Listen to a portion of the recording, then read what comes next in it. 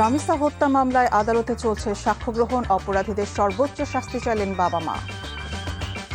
জ্বালানি তেলের উপর চাপ কমাতে বৈদ্যুতিক গাড়ি উৎপাদনের উপর গুরুত্ব দেওয়ার নির্দেশ প্রধানমন্ত্রীর।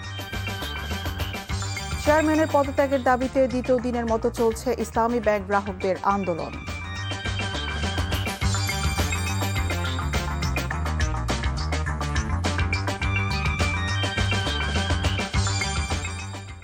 আসসালামু আলাইকুম।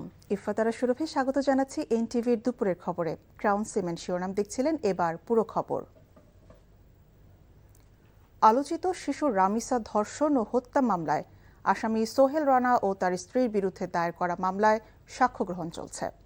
ঢাকা মহানগর শিশু সহিংসতা দমন ট্রাইব্যুনালের বিচারক মাসরুর সালেকিনের আদালতে মামলার বাদী ও ভিকটিমের বাবা আব্দুল হান্নান মোল্লার জবানবন্দির মধ্য দিয়ে সাক্ষ্য গ্রহণ শুরু হয়।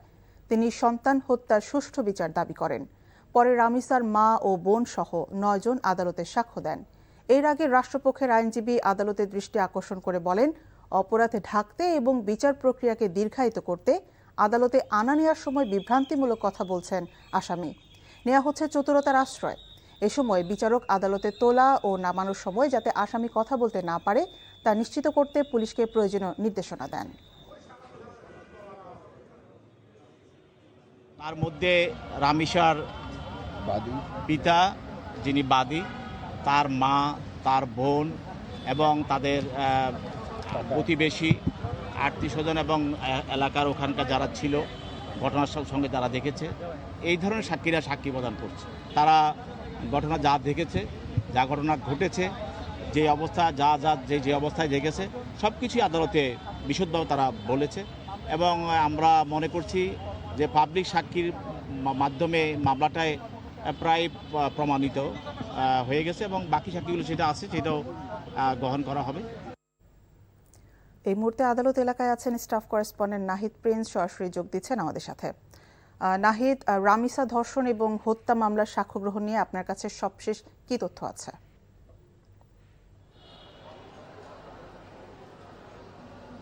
সুরভি, 11তম সাক্ষ্য গ্রহণ চলছে আদালতে। 10 জন সাক্ষী তাদের সাক্ষ্য দিয়েছে আদালতে। এর মধ্যে রামিসার মা বাবা, রামিসার বোন, তারপরে রামিসার চাচা চাচি আর অনেকেই এই সাক্ষ্য গ্রহণে অংশগ্রহণ করেছে। তো মোট 14 জন আদালতে উপস্থিত আছে, আরও 2 জন অনুপস্থিত রয়েছে। তো সাক্ষ্য গ্রহণ চলছে। রাষ্ট্রপক্ষের আইনজীবীরা তাদের সাক্ষ্য গ্রহণ নিচ্ছে এবং আসামি পক্ষের আইনজীবীরাও তাদেরকে জেরা করার সুযোগ পাচ্ছে।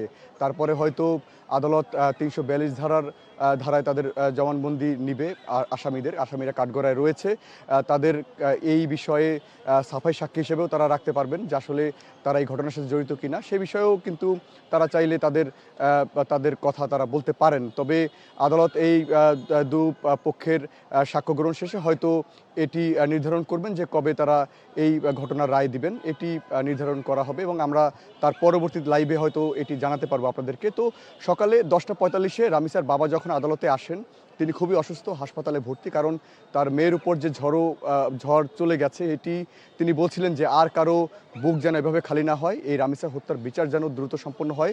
এবং তিনি আদালতে বলেন যে তার মেয়েকে কীভাবে এবার নৃশংসভাবে হত্যা করা হয়েছে, 2 হাত পা কেটে, গলা কেটে। এটি যে হত্যাকাণ্ড সেটি নির্মম ভাবেই ফুটে তুলেছে দেশের এই বর্তমান পরিস্থিতি। তো এটি তিনি বলছেন যে দ্রুত বিচার হলে হয়তো দেশে আর এই ধরনের কোনো ঘটনা হয়তো ঘটবে না, এটি তিনি বলছেন। তো আমরা পরবর্তীতে জানাতে পারবো যে কি আপডেট রয়েছে আদালতে। তো এই ছিল আমার কাছে সবশেষ। সুরভি, জানছিলাম রামিসা হত্যা মামলার সাক্ষ্য গ্রহণের খবর। অপরাধীদের বিচারের আওতায় আনা সরকারের দায়িত্ব। সেই দায়িত্ব পালন করতে না পারলে ক্ষমতায় থাকার যৌক্তিকতা নেই বলে মন্তব্য করেছেন বিরোধী দলীয় নেতা ও জামাতে ইসলামী আমির ডক্টর শফিকুর রহমান। দুপুরে সিলেটের বাদাঘাট এলাকার নৃশংসতায় নিহত শিশু ফাহিমার পরিবারের সদস্যদের সাথে সাক্ষাৎ শেষে এসব কথা বলেন তিনি। রামিসার মতো শিশু ফাহিমা হত্যার বিচারও 15 দিনের মধ্যে সম্পন্ন করতে সরকারের প্রতি আহ্বান জানিয়ে বিরোধী দলীয় নেতা বলেন, সরকারের কর্মকাণ্ড নিয়ে কোনো মন্তব্য নেই, তবে মানুষের প্রত্যাশা অনুযায়ী দেশ ভালোভাবে চলছে না। রাতের আধারে তেলের দাম বাড়ানো হয়েছে দাবি করে তিনি বলেন, 1 মাসের ব্যবধানে জ্বালানি তেলের দাম বাড়ানো জনগণের উপর এক ধরনের জুলুম। মূল্য বৃদ্ধি করার আগে সংসদে সরকারের আলোচনা করা উচিত ছিল। যদি যায় তাহলে আমরা ধরে নেব যে বিচার হবে না।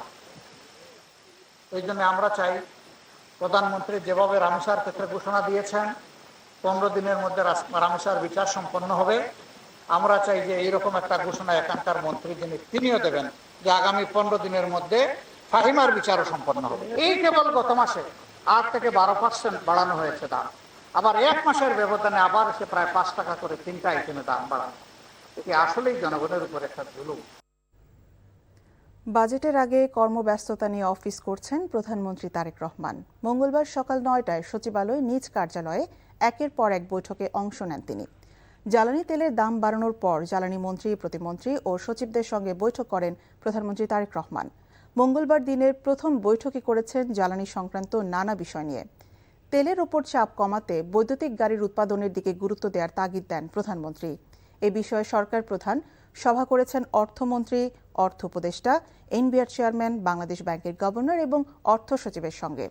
এছাড়া আগামী বাজেটে শিক্ষা খাতকে গুরুত্ব দেওয়ার সিদ্ধান্ত নিয়েছে সরকার। 2027 সালের এসএসসি পরীক্ষার সূচি আবারও পরিবর্তন হতে পারে বলে জানিয়েছেন শিক্ষামন্ত্রী আ.ন.ম এহসানুল হক মিলন। সচিবালয়ে প্রধানমন্ত্রীর সাথে সাক্ষাৎ শেষে এসব কথা জানান শিক্ষামন্ত্রী। ইসলামী ব্যাংকের নবনিযুক্ত চেয়ারম্যান খুরশিদ আলমের পদত্যাগের দাবিতে বিক্ষোভ ও মানববন্ধন করছেন ব্যাংকের গ্রাহকরা। সকাল থেকে মতিঝিলে ইসলামী ব্যাংকের প্রধান কার্যালয়ের সামনে বিক্ষোভ করছেন সচেতন গ্রাহক ফোরামের সদস্যরা। তাদের দাবি, অর্থ পাচারকারী এস আলমের হাতে আবারও ইসলামী ব্যাংক তুলে দেওয়ার ষড়যন্ত্র হচ্ছে। এটি বাস্তবায়ন হলে ব্যাংকে গচ্ছিত তাদের আমানত লুটে নিবে এস আলম ও তার সহযোগীরা। যে কোনো অপ্রীতিকর পরিস্থিতি এড়াতে মোতায়েন করা হয়েছে বিপুল সংখ্যক আইনশৃঙ্খলা বাহিনীর সদস্য। এদিকে রাতে অনলাইনে ইসলামী ব্যাংকের পরিচালনা পর্ষদের সভা অনুষ্ঠিত হয়েছে। এতে পরিচালনা পর্ষদের 5 সদস্যই উপস্থিত ছিলেন। সভায় ব্যাংকটির নবনিযুক্ত চেয়ারম্যান খুরশিদ আলম সভাপতিত্ব করেন।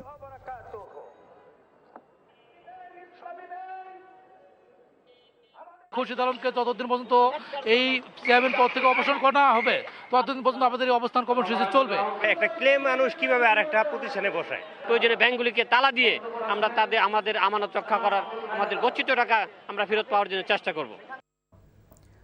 রাশিয়ায় মানব পাচারের সাথে যুক্ত রিক্রুটিং এজেন্সিগুলো দৃষ্টান্তমূলক শাস্তির ব্যবস্থা নেওয়া হবে বলে জানিয়েছেন প্রবাসী কল্যাণ মন্ত্রী আরিফুল হক চৌধুরী। সিলগালা করা হয়েছে এর সাথে জড়িত ট্রাভেল এজেন্সিগুলোকে। সকালে ইস্কাটরে প্রবাসী কল্যাণ ও বৈদেশিক কর্মসংস্থান মন্ত্রণালয়ের নিজ দপ্তরে এক সংবাদ সম্মেলনে এসব কথা জানান তিনি। বলেন, মানব পাচারের সাথে যুক্ত কোনো রিক্রুটিং এজেন্সিকে ছাড় দেওয়া হবে না, তাদের আইনের আওতায় এনে বিচারের মুখোমুখি করা হবে। আরেক প্রশ্নের জবাবে মন্ত্রী জানান, মালয়েশিয়ার শ্রম বাজারে কোনো সিন্ডিকেট থাকবে না। এ বিষয়ে সরকারের নীতি জিরো টলারেন্স।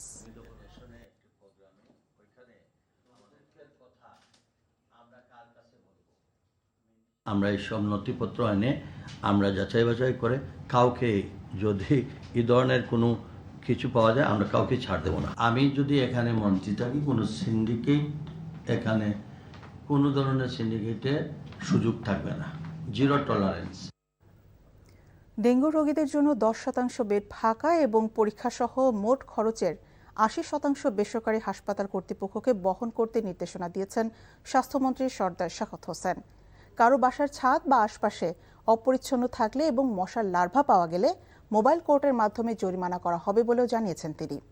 আগামী শনিবার থেকে 3 মাসব্যাপী মশক নিধন কর্মসূচি অব্যাহত থাকবে বলে জানিয়েছেন স্বাস্থ্যমন্ত্রী। রিপোর্ট করছেন ফাহাদ মোহাম্মদ। ডেঙ্গু প্রতিরোধ, চিকিৎসা ও গাইডলাইন বিষয়ে Bangladesh society of medicine, Bangladesh private medical হাসপাতাল, ক্লিনিক, ডায়াগনস্টিক অ্যাসোসিয়েশন এবং বাংলাদেশ প্রাইভেট মেডিকেল কলেজ অ্যাসোসিয়েশনের শীর্ষ কর্মকর্তাদের সাথে সচিবালয়ে বৈঠক করেন স্বাস্থ্যমন্ত্রী সরদার শাখাওয়াত হোসেন। বৈঠকে স্বাস্থ্যমন্ত্রী জানান, বেসরকারি হাসপাতালে ভর্তিকৃত ডেঙ্গু রোগীদের ক্ষেত্রে শুধুমাত্র ওষুধ ও খাবারের ব্যয়ভার রোগীদের নিজেদের। বেড এবং চিকিৎসা খরচ ফ্রি, পরীক্ষার 80% বহন করবে বেসরকারি হাসপাতাল কর্তৃপক্ষ। ওনারা আমাদের 10% বেড ফ্রি রাখবেন আমাদের ডেঙ্গু পেশেন্টের জন্য। সেখানে ডাক্তারদের চার্জ দিবেন না, শুধু ওষুধের টাকা এবং খাবার টাকা রোগী ম্যানেজ করবে। আর investigation 80% free for all the dengue patients irrespective of rich or poor. Dengue প্রতিরোধে এখন থেকে বাড়ি বাড়ি গিয়ে মোবাইল কোর্ট পরিচালনা করা হবে জানিয়ে স্বাস্থ্যমন্ত্রী বলেন, কারো বাসার ছাদ বা আশেপাশে অপরিচ্ছন্ন থাকলে এবং মশার লার্ভা পাওয়া গেলে মোবাইল কোর্টের মাধ্যমে তাদের জরিমানা করা হবে। বাড়ির ছাদ আমরা ম্যান্ডেটরি করব মোবাইল কোর্ট দিয়ে। প্রত্যেকটা সন্দেহজনক বাড়িতে যেগুলির ছাদে ওই টব আছে এগুলিকে চেক করার জন্য। যদি না দেয় আমরা মোবাইল কোড করে জরিমানার ব্যবস্থা করব। মানে এক্সট্রিম ওয়ার্ক আমরা শুরু করতে যাচ্ছি all over the country to have the cleanliness, যাতে করে মশার প্রজনন বৃদ্ধি না পায়। জলে ও স্থলে সর্বত্র ওষুধ স্প্রে করার পাশাপাশি পানিতে লার্ভানাশক ট্যাবলেট দেওয়া হবে বলে জানান স্বাস্থ্যমন্ত্রী। বলেন, আগামী শনিবার থেকে 3 মাস ব্যাপী মশক নিধন কর্মসূচি অব্যাহত থাকবে। Fahad Mohammad, NTV news, Dhaka. চট্টগ্রাম বন্দরে new mooring container terminal NCT পরিচালনার ইতিহাসে মে মাসে সর্বোচ্চ সংখ্যক কন্টেইনার হ্যান্ডলিংয়ের নতুন মাইলফলক সৃষ্টি হয়েছে। বাংলাদেশ নৌবাহিনী নিয়ন্ত্রণাধীন প্রতিষ্ঠান চট্টগ্রাম ড্রাই ডকের ব্যবস্থাপনায় এই রেকর্ড অর্জিত হয়। বন্দর কর্তৃপক্ষ জানায়, মে মাসে এনসিটিতে মোট 1,26,496টি ইইউএস কন্টেইনার হ্যান্ডলিং সম্পন্ন হয়েছে, যা এনসিটির ইতিহাসে এক মাসের সর্বোচ্চ।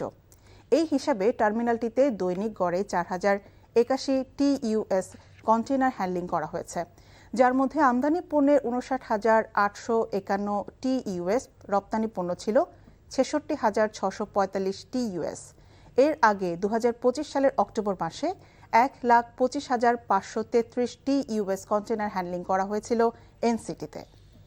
এই ছিল দুপুরের খবরে। এই খবরের ভিডিও সহ আপডেট জানতে ভিজিট করুন NTV অনলাইন www.ntvd.com।